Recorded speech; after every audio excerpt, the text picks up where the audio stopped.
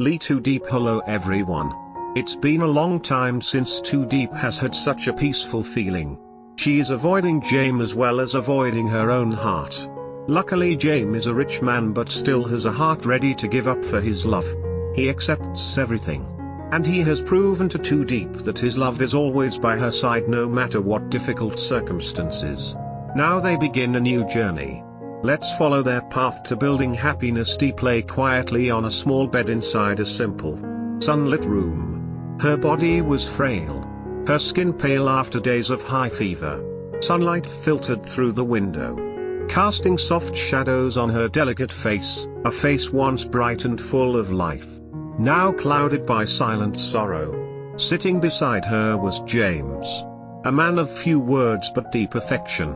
Though a busy CEO, none of that mattered in this moment. All that mattered to him was the woman lying in front of him, the woman he loved. He hadn't left her side since she fell ill.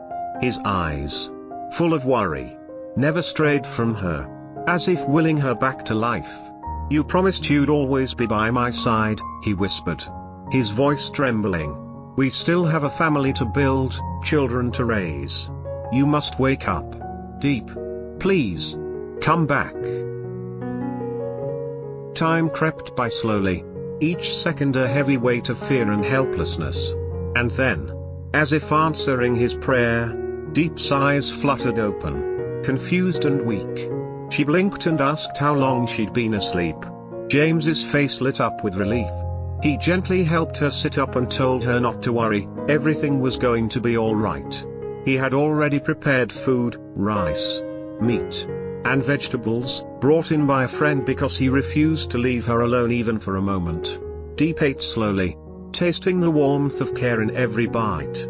Then, softly, she apologized for making him worry, for being so weak. Her voice broke as she spoke of her pain, the emotional wounds left by parents who were still alive but had abandoned her. That abandonment had haunted her for years, keeping her trapped in a cycle of grief and denial. James reached for her hand and spoke gently but firmly. He said he understood that the pain she carried was immense, but he reminded her that the past couldn't be changed, and that it was hurting not only her, but also him, his mother, and everyone who cared for her. He urged her to let go of the past and live for the present, for the future they had once dreamed of together. Diep listened in silence, and for the first time in a long while, she nodded. Something in her heart began to shift. She was ready to try. A few days later, when Diep regained her strength, James took her somewhere special, a peaceful piece of land just outside the town, far from the noise and close enough to everything she might need. The air was fresh, the space wide open, with rows of pineapple and pomelo trees stretching into the distance. James had bought the entire property for her. "This place is for us," he said. "We'll build a home here. You can grow vegetables, raise fish, sell your harvest in the market. A new life, entirely your own." Diep was speechless. She had never imagined herself having a place like this, something so peaceful, so real. As they walked across the land, James showed her where everything would go: the house, the kitchen, a small pond he had already dug, a garden. Every detail had been thought through, and all of it was for her. Tears welled in Diep's eyes as she looked around. She had lost so much in life, but here, in this quiet corner of the world, she was being given a new beginning. She turned to James and whispered thank you, again and again, unsure of how to express the depth of her gratitude. James only smiled and said, "Everything I've done for you."